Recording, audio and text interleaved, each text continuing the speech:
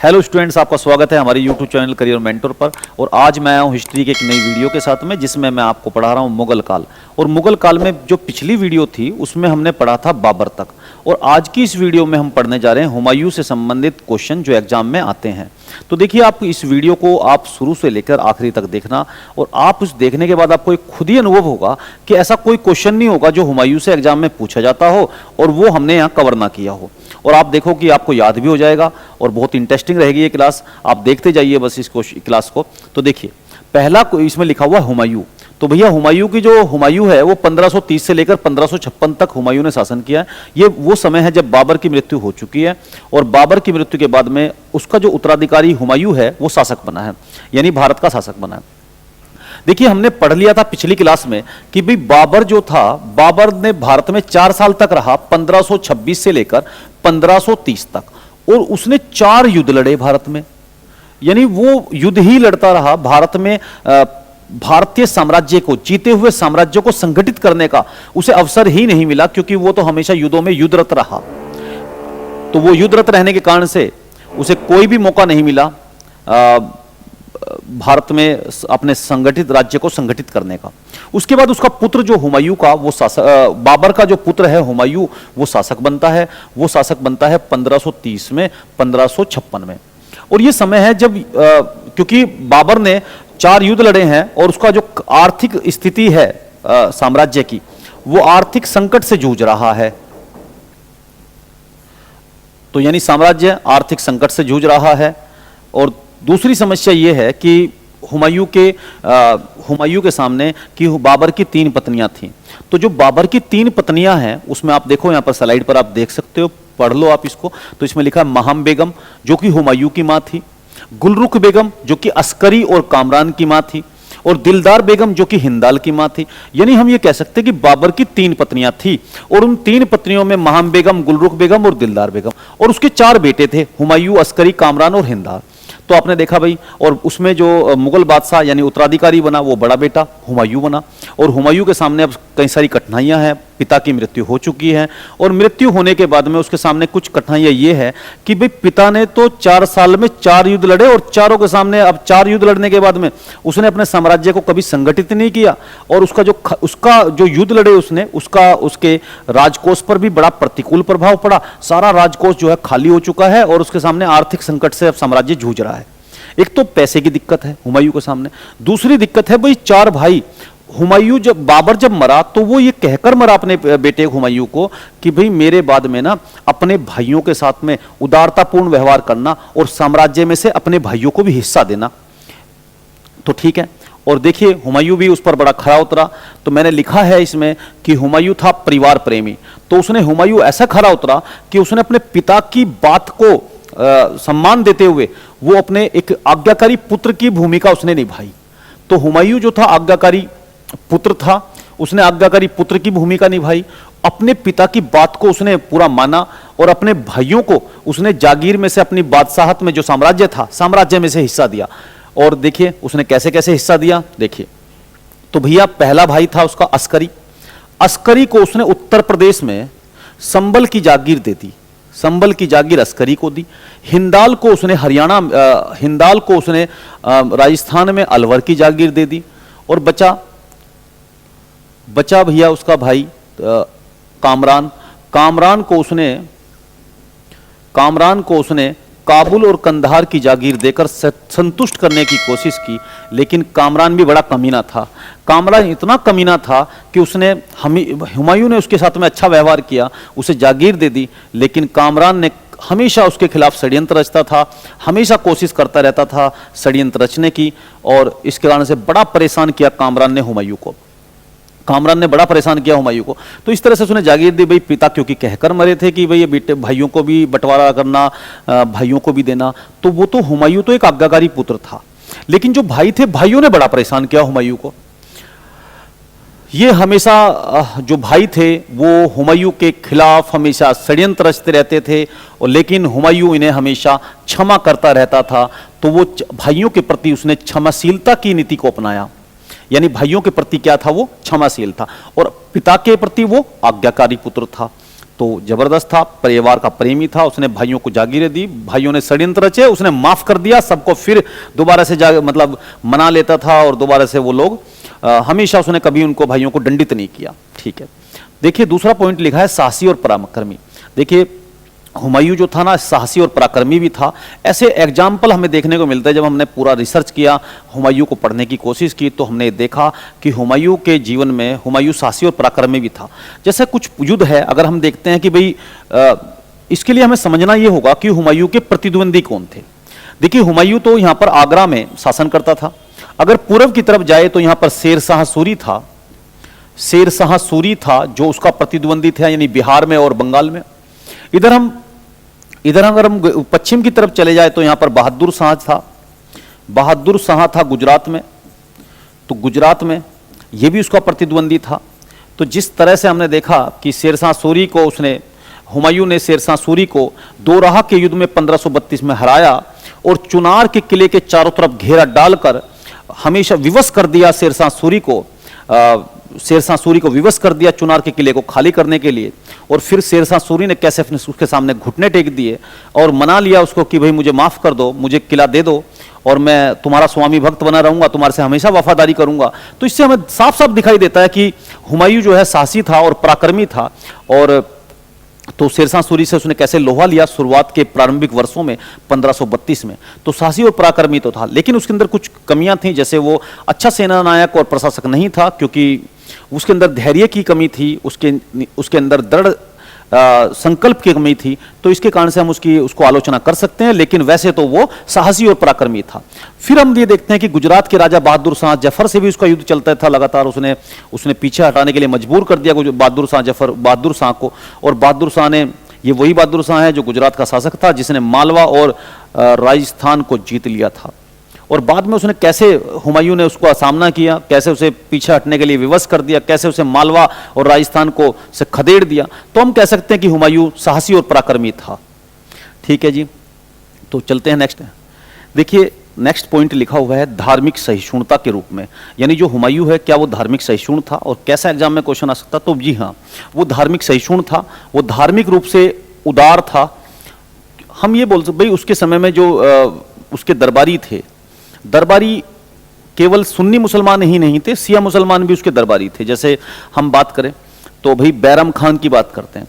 बैरम खान एक ऐसा व्यक्ति था जो उस समय का हुमायूं का स्वामी भक्त था, हुमायूं का स्वामी भक्त था और बहुत भक्त था हुमायूं का, और वो एक शिया मुसलमान था। तो और हुमायूं एक सुन्नी मुसलमान था।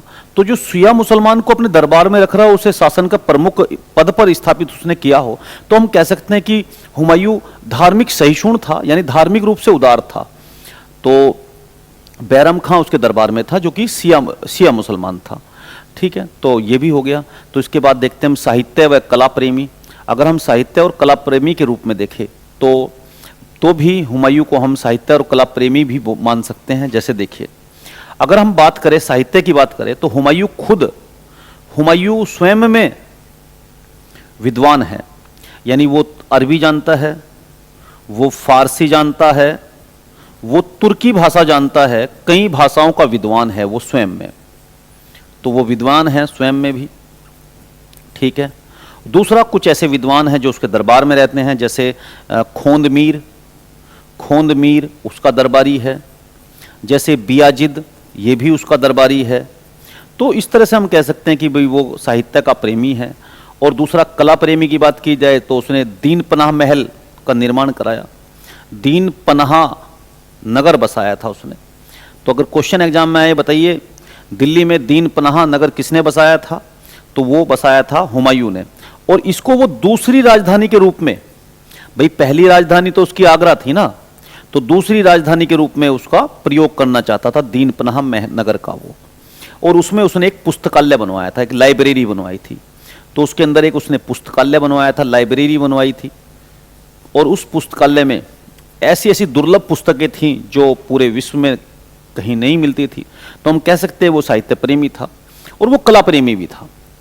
ठीक है, फिर अगर हम निर्माण की बात की जाए तो हुमायूं ने भारत में कौन कौन से निर्माण कार्य कराए, अब इसको पढ़ते हैं।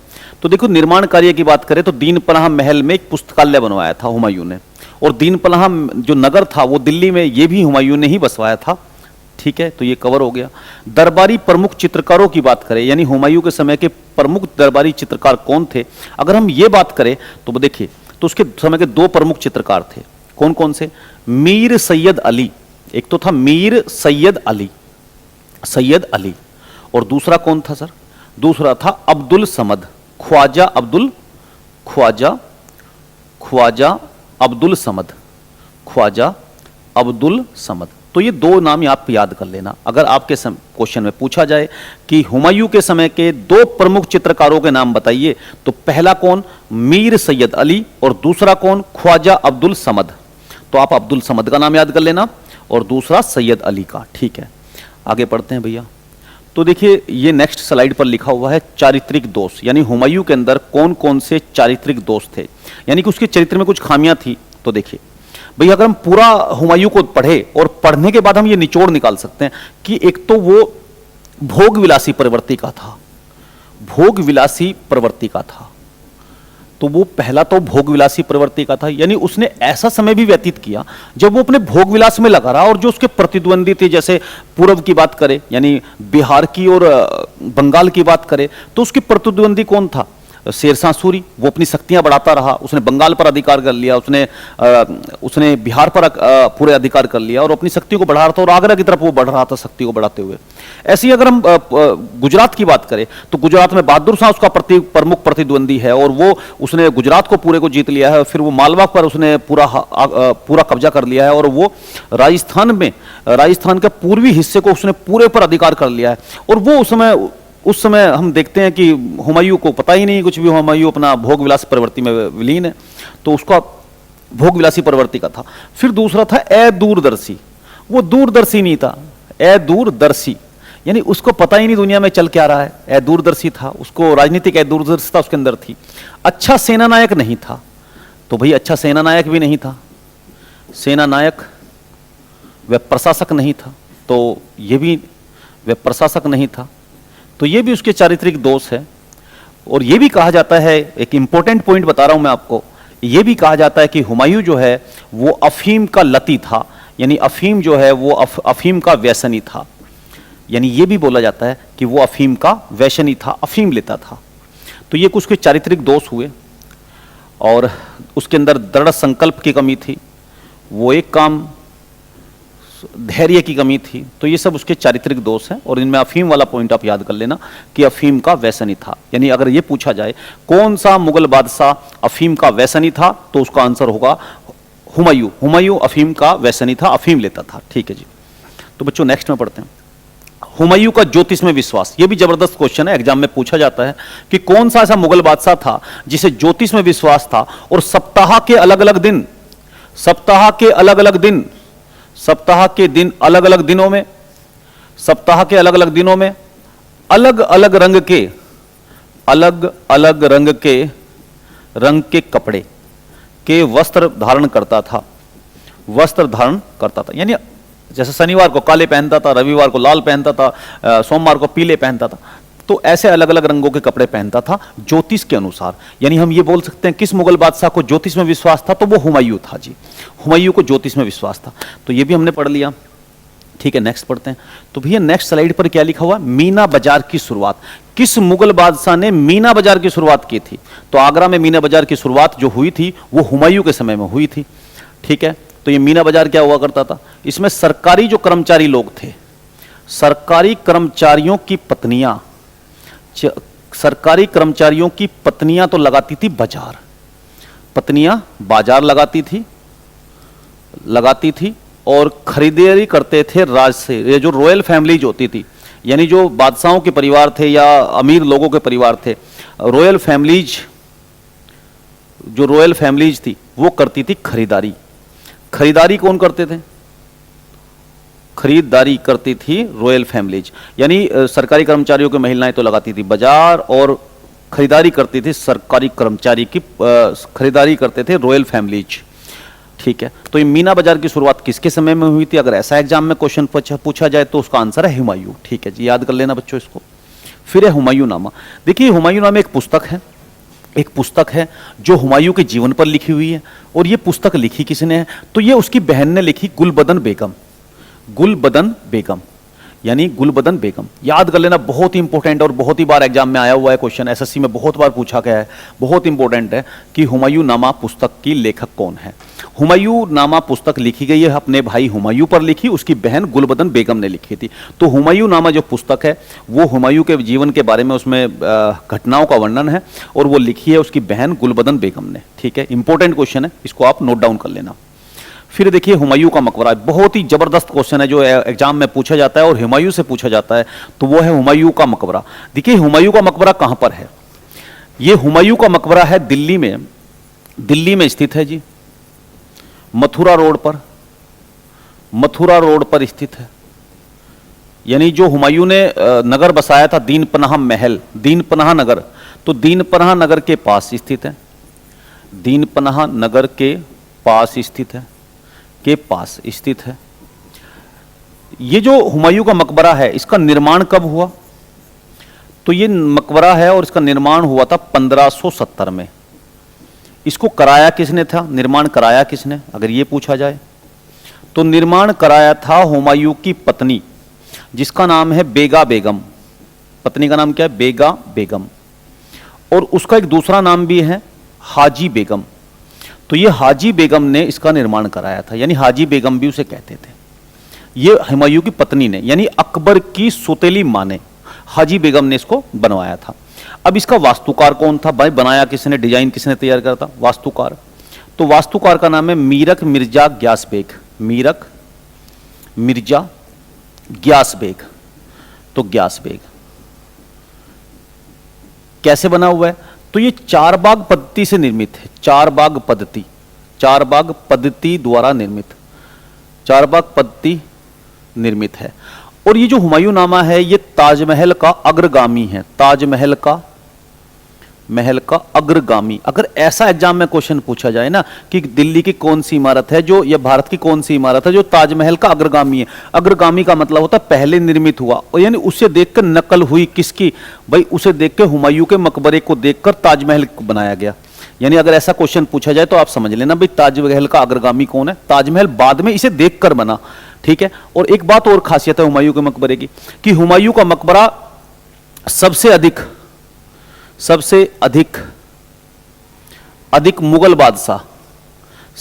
मुगल बादशाह किस मकबरे में दफन है? सबसे अधिक मुगल बादशाह या राजसी परिवार के लोग, रॉयल फैमिलीज के लोग किस मकबरे में दफन हैं? तो वो है हुमायूं के मकबरे में। ठीक है जी, बहुत इंपॉर्टेंट क्वेश्चन है, आप इनको याद करते जाना। हाजी बेगम का नाम एग्जाम में बहुत आता है। मीरक मिर्जा ग्यास बेग, ये वास्तुकार है हुमायूं के मकबरे का, ये बहुत आता है एग्जाम में। और ये कहां पर स्थित? दिल्ली में स्थित है। ये ताजमहल का अग्रगामी है और सबसे अधिक मुगल बादशाह इसी में दफनाए गए हैं। तो ये आपने देखा भैया हुमायूं का मकबरा। और इसके बाद हम देखते हैं नेक्स्ट स्लाइड पर क्या है। देखिए अब बच्चों, हुमायूं के द्वारा लड़े गए प्रमुख युद्ध। देखिए अपने हुमायूं ने जब जीवन में शुरुआत की हुमायूं ने, तो उसके सामने कुछ कठिनाइयां थी। देखिए अगर हम यहाँ समझे कि हुमायूं जब बादशाह बना तो उसके सामने वो कई मोर्चों पर लड़ रहा था। जैसे देखिए हुमायूं बीच में है, ये आगरा है, तो वो कई मोर्चों पर लड़ रहा है। इधर अगर हम उत्तर पश्चिम भारत की बात करें तो यहाँ कामरान जो है, काबुल में, ये काबुल है और काबुल में कामरान को उसको सौंपा गया है, काबुल को। और काबुल, वहां पर भी उसका युद्ध होता है, मतलब कामरान जो है वो उसने लाहौर को जीत लिया है, पास ही में लाहौर है काबुल के बाद, तो उसने लाहौर पर कब्जा कर लिया। क्यों? क्योंकि कामरान की जो है ना इनकम कम है काबुल में, और उसे लग रहा है वो सेटिस्फाई नहीं है, उसके भाई ने दे दिया उसको, यानी हुमायूं ने कामरान को काबुल दिया। लेकिन काबुल से जो इनकम होती है, टैक्स के रूप में पैसा आता है, वो बहुत कम है और वो सेटिस्फाई नहीं कर पा रहा कामरान को। कामरान ने कहा थोड़ा सा मैं और जीत लूं, तो उसने लाहौर को जीत लिया। तो आगरा में रहते हुए हुमायूं जब बादशाह बना तो उसके सामने कई सारी चुनौतियां हैं। जैसे उत्तर पश्चिम भारत की बात करें तो वहां कामरान जो है वो कब्जा कर रहा है, कहां पर? उसने लाहौर पे कब्जा कर लिया। अगर हम थोड़ा पूर्व की बात करें तो यहाँ शेरशाह सूरी, बिहार में शेरशाह की बात कर रहे हैं, शेरशाह सूरी की बात कर रहे हैं, तो वो उसमें बिहार में कब्जा कर रखा है। अगर हम यहाँ बात करें दक्षिण की तरफ थोड़ा सा और पश्चिम की तरफ बात करें तो यहाँ का बहादुर शाह है, बहादुर शाह गुजरात का, बहादुर शाह गुजरात का शासक है, उसने मालवा पर अधिकार कर लिया और राजस्थान पर कब्जा कर लिया। तो वो कई मोर्चों पर लड़ रहा है, हुमायूं के सामने बड़ी चुनौतियां हैं, वो अपने उस समय पर कई मोर्चों पर लड़ रहा है। उसे उत्तर पश्चिम में अपने भाई कामरान से के विद्रोह का सामना करना पड़ रहा है, वो जीत रहा है, उसने लाहौर को जीत लिया और आगे बढ़ने की कोशिश कर रहा है। अगर हम पूरब में बात करें हुमायूं की, तो आगरा में हुमायूं है और उसने शेरशाह सूरी, पूरब में बिहार में और बंगाल में वो शेरशाह सूरी से उसके खिलाफ आगे बढ़ता जा रहा है, आगरा पर अधिकार करने के चक्कर में है। और आगरा में अगर हम बात करें हुमायूं के सामने, तो अगर हम गुजरात की बात करें, पश्चिम की बात करें, तो वहाँ बहादुर शाह है और वो मालवा पर उसने अब अधिकार कर लिया है और राजस्थान को उसने रोंद डाला है। तो उस पर वो कई तरफ से परेशान है। ठीक है, फिर दूसरा महत्वपूर्ण युद्ध जो हुमायूं ने लड़ा वो है चौसा का युद्ध। भैया, चौसा का युद्ध 1539 में हुआ। तो इस युद्ध में क्या हुआ, ये वो युद्ध है, चौसा का युद्ध, बहुत महत्वपूर्ण है, बहुत बार पेपर में आता है। तो भाई मैं इसके लिए ना नेक्स्ट स्लाइड पे चल रहा हूं बच्चों। तो देखो चौसा का युद्ध, चौसा का युद्ध बहुत महत्वपूर्ण है, चौसा का युद्ध। तो इस चौसा के युद्ध में क्या हुआ था भैया, 1539 में ये युद्ध हुआ था। ये बिहार और उत्तर प्रदेश का बॉर्डर है, इधर है उत्तर प्रदेश और इधर है बिहार, और ये करमनासा नदी बहती है, करमनासा नदी। तो इस युद्ध में कई महीने तक युद्ध हुआ आमने सामने, लेकिन इधर शेरशाह सूरी है और इस तरफ है शेरशाह सूरी है और इधर है हुमायूं। और इस युद्ध में, ये वो युद्ध था जब बारिश हो रही थी, बारिश उस समय में चल रही है और करमनासा नदी में बाढ़ आई हुई है। तो अचानक रात में जो है शेरशाह सूरी की फौज हुमायूं की सेना पर टूट पड़ती है। उसमें हुमायूं के बहुत सारे सैनिक मारे जाते हैं और हुमायूं को बड़ी मुश्किल से जान बचाना कर भागना पड़ता है और उसे एक नाव चलाने वाले यानी भित्ती की सहायता से वो नदी को पार करता है, करमनासा नदी को, और बहुत मुश्किल से वो आगरा पहुंचता है। फिर वो यहाँ आगरा पहुंच जाता है। तो कौन सा युद्ध था जिसमें हुमायूं को अपनी जान बचाकर भागना पड़ा, क्योंकि उस समय करमनासा नदी में एक भिश्ती ने उसकी जान बचाई और यह भी कहा जाता है कि हुमायूं ने बाद में उसे एक दिन का बादशाह बनाया। तो वो कौन सा युद्ध है, तो उसका नाम है चौसा का युद्ध। चौसा के युद्ध में हुमायूं को अपनी जान बचाकर भागना पड़ा था और शेरशाह सूरी से। तो ये चौसा का युद्ध कहाँ है, तो चौसा नाम की जगह कहाँ है अगर ऐसा पूछा जाए तो सर ये है बिहार में। बिहार में है, कौन सा, बक्सर जिले में, बक्सर के पास है। तो बक्सर के पास है और यह युद्ध हुआ था 1539 में। भाई नेक्स्ट युद्ध की बात करते हैं बच्चों, तो नेक्स्ट युद्ध है बिलग्राम का युद्ध। बिलग्राम का युद्ध भैया कौन सा युद्ध था, बिलग्राम का युद्ध। तो वो कौन सा युद्ध था जिसमें ये 1540 में हुआ था। इस युद्ध में ये बिलग्राम कहां पर है, तो इसे कन्नौज में है, ये कन्नौज के पास है, तो ये उत्तर प्रदेश में है। ये वो युद्ध है उत्तर प्रदेश का, बिलग्राम का युद्ध या कन्नौज का युद्ध, जिस युद्ध में ना हुमायूं को भारत से बाहर भागना पड़ा। जैसे ये 1540 में हुआ, एक तरफ था हुमायूं और दूसरी तरफ था शेरशाह सूरी। तो इस शेरशाह सूरी ने हुमायूं को, ये हुमायूं इसमें हारा और शेरशाह सूरी की जीत हुई। और इस युद्ध में ना शेरशाह सूरी ने हुमायूं को भारत से बाहर कर दिया। तो कौन सा युद्ध था जिसमें शेरशाह सूरी ने हुमायूं को भारत से भगा दिया और भारत से हुमायूं को भागना पड़ा और दर दर की ठोकरें खानी पड़ी। और वो फिर हुमायूं जो है इस समय फिर भारत में, जो आज तो वो जगह पाकिस्तान में है लेकिन उस समय पर भारत में थी, तो यहाँ पर सिंध के आसपास क्षेत्र में वो भटकता रहा और वहीं पर फिर उसने 1540 में यानी भागना पड़ा था हुमायूं को। तो 1541 में हुमायूं का विवाह, 1541 में, 1540 में भारत से बाहर भागना पड़ा, 41 में हुमायूं की शादी हुई, हुमायूं का विवाह हुआ था। तो वो किससे हुआ था विवाह, तो वो हुआ था हमीदा बानो बेगम से। हमीदा बानो बेगम, यानी हमीदा बानो बेगम कौन थी, तो जो हुमायूं का भाई था हिंदाल के गुरु की पुत्री थी। तो हमीदा बानो बेगम कौन थी, हिंदाल जो उसका भाई था हुमायूं का, अपने भाई के गुरु की पत्नी की पुत्री से विवाह हुआ था, हमीदा बानो बेगम से।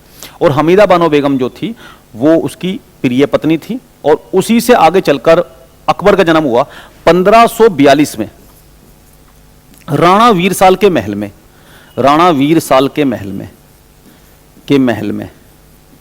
राणा अमरकोट के राजा, अमरकोट देखिए अमरकोट कहां पर है, तो वो सिंध में था। अमरकोट के राजा राणा वीरसाल के महल में हमीदा बानो बानो बेगम से अकबर का जन्म हुआ, अकबर का जन्म हुआ।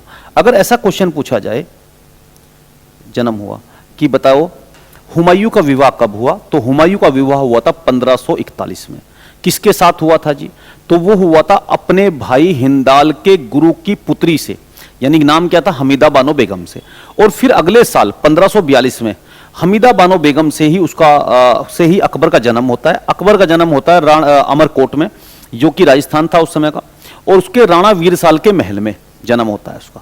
तो राणा वीरसाल का महल भी एग्जाम में पूछे जाता है। अकबर का जन्म हुआ था 1542 में, और 1556 में करीब जब अकबर 14 साल का था, करीब 14 साल यानी 13 महीने कुछ महीने का, तो उस समय अकबर बना था मुगल बादशाह, और जो कि ग्रेट बड़ा बादशाह हुआ है, यानी भारत का एक मुगलों में सबसे प्रतापी शासक हुआ है। तो आपने ये पढ़ा बच्चों। कौन से युद्ध में हुमायूं को बाहर भागना पड़ा था, तो वो है बिलग्राम। बिलग्राम कहां है, तो कई बार ये कन्नौज भी लिखा जाता है, कन्नौज का युद्ध भी कहा जाता है इसको। ठीक है जी, नेक्स्ट पढ़ते हैं। फिर 1545 में देखिए हुमायूं बार से बार घूमता रहा, मारा मारा फिरता रहा, लेकिन 1545 में ईरान के शाह की सहायता से हुमायूं की भारत में वापसी हो सकी। ये क्वेश्चन एग्जाम में आता है बहुत, ये भी कि किसकी सहायता से हुमायूं भारत में दोबारा से वापस आ पाया। तो किसकी सहायता से 1545 में आया था, ईरान के शाह की सहायता से आया था और भारत में वापस आया था। फिर हुमायूं ने 2 युद्ध लड़े थे, 1555 में मच्छीवाड़ा का युद्ध, और दूसरा 1556 में सरहिंद का युद्ध। तो सरहिंद का युद्ध और 2 युद्धों के बाद में, तो 2 युद्ध लड़ने के बाद में हुमायूं का भारत में यानी कब्जा हो गया था दोबारा से, वो फिर दोबारा शासक बन गया था। तो ये 2 युद्ध थे, एक तो मच्छीवाड़ा का युद्ध, दूसरा सरहिंद का युद्ध, दोबारा से उसकी वापसी हो पाई थी। अब उसके बाद देखिए आपने देखा कि हुमायूं का जीवन किस प्रकार से अप एंड डाउन से भरा रहा, किस प्रकार से उसके जीवन में उतार चढ़ाव आए, कैसे उसने एक बार सत्ता पूरी लुट गई और फिर दोबारा से उसने सत्ता प्राप्त कर ली। लेकिन जब सत्ता उसे दोबारा से मिली, लेकिन वो ज्यादा दिनों तक उस सत्ता का आनंद नहीं ले पाया। क्यों नहीं ले पाया, क्योंकि देखिए एक बार जो है ना, वो दीन पनाह महल, मैंने आपको बताया कि दिल्ली में है, दीन पनाह महल दिल्ली में है, जो कि वही दिल्ली में यानी दिल्ली के पुराने किले में ही, तो दीन पनाह महल था। तो एक दिन वो क्या हुआ, दीन पनाह महल में एक पुस्तकालय था, एक लाइब्रेरी थी। पुस्तकालय की सीढ़ियों से वो उतर रहा था और सीढ़ियों से लुढ़क गया, और लुढ़क कर वो उसकी मृत्यु हो गई। यानी दीन पनाह महल की पुस्तकालय की सीढ़ियों से गिरकर उसकी मौत हो गई। तो ये 1556 में उसकी मौत हो गई थी ऐसे, तो उसकी मृत्यु हुई। यानी हुमायूं की मृत्यु कब हुई थी, तो 1556 में। कैसे हुई थी, तो वो दीन पनाह महल की सीढ़ियों के, पुस्तकालय की सीढ़ियों से नीचे उतर रहा था, शाम के पैर फिसल गया और लुढ़क के मर गया। इस पर लैनपुन ने बड़ा मजा लिया। लैनपुन ने कहा, लैनपुन जो विदेशी इतिहासकार है, उसने बड़ा मजा लिया इस पर। उसने क्या कहा, लैनपुन ने कहा कि हुमायूं जीवन भर लड़खड़ाता रहा और लड़खड़ाते हुए मृत्यु को प्राप्त हुआ, यानी हुमायूं लड़कते लुढ़कते लुढ़क गया। तो ये लैनपुन ने कहा है। तो ये 1556 की बात है, और इस तरह से हमने पढ़ा हुमायूं को, और हुमायूं से रिलेटेड जो भी एग्जाम में क्वेश्चन आते हैं वो मैंने सारे कवर करे। इसमें कुछ बच गया है, जैसे इसमें बच गया है शेरशाह सूरी, क्योंकि इस पीरियड में 1540 से 1545 तक का एक ऐसा पीरियड है जिसमें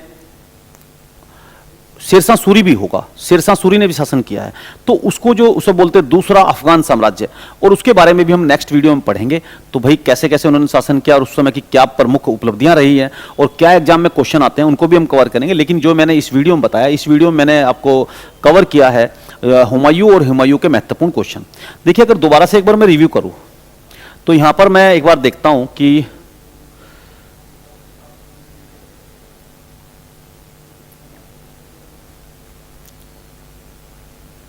एक क्वेश्चन यहां पर ये बच गया कि साहित्य की बात की थी, भाई साहित्य और प्रेमी था वो। तो हुमायूं का एक के दरबार में एक विद्वान था, उसका नाम मैं भूल गया हूं लिखवाना, यहां पर दोबारा लिख लेते हैं। तो साहित्य और कला प्रेमी की बात की जाए तो उसके दरबार में एक महत्वपूर्ण था, तो वो था जौहर आफ्तावची। जौहर आफ्तावची किसका दरबारी था? आफ्तावची। जौहर आफ्तावची जो था, आफ्तावची का मतलब होता है हुक्का भरने वाला, हुक्का भरने वाला, यानी हुमायूं का हुक्का भरने वाला। तो उसका नाम था जौहर आफ्तावची, और वो भी एक विद्वान व्यक्ति था। उसने एक पुस्तक लिखी है। कौन सी पुस्तक लिखी है? तो उसने एक पुस्तक लिखी है, जौहर आफ्तावची ने, रिज कुलाक ए वाक्यात, तिज कुरालित वाक्यात, तिज कुरात उल वाक्यात। अब ये क्वेश्चन आएगा, वाक्यात, तिज कुरालिद वाक्यात पुस्तक किसने लिखी है? तज किरातुल वाक्यात नाम की पुस्तक लिखी है जौहर आफ्तावची। और आफ्तावची का मीनिंग क्या होता है? आफ्तावची का मतलब होता है हुक्का भरने वाला, यानी जो उसका हुक्का भरने में उसकी सेवा में लगा हुआ था, वो भी विद्वान था। तो ये क्वेश्चन छूट गया था भाई, ऐसा भी तो एग्जाम में आ सकता है ना। जौहर आफ्तावची के विद्वान जो था वो किसके दरबार में था? तो वो हुमायूं के दरबार में था। तो बच्चों, हमने इस पर कवर कर लिया है, और मुझे नहीं लगता कि अब कोई हुमायूं से क्वेश्चन आपका छूटेगा। कोई भी एग्जाम में अगर क्वेश्चन आएगा तो मुझे लगता है कि वो सब इसमें से ही आ जाएगा। हुमायूं के ऊपर अगर कोई क्वेश्चन होगा एग्जाम में, तो मैंने पूरा भरसक कोशिश की है जो सारे क्वेश्चन कवर करने की। तो देखिए, ठीक है, मिलते हैं दूसरी नेक्स्ट वीडियो में। और वो जो नेक्स्ट वीडियो होगी वो शेरशाह सूरी के ऊपर होगी। तो शेरशाह सूरी के जीवन की प्रमुख उपलब्धियों पर होगी, और वहाँ से जो एग्जाम में क्वेश्चन आएंगे, चाहे वो एसएससी का एग्जाम हो, चाहे वो स्टेट्स का कोई एग्जाम हो, या जो भी एग्जाम्स हो, मिसलिनियस एग्जाम्स हो, उन सब में, वनडे एग्जाम्स में बहुत हेल्पफुल होगी वो वीडियो भी। ठीक है, मिलते हैं दूसरी नेक्स्ट वीडियो में।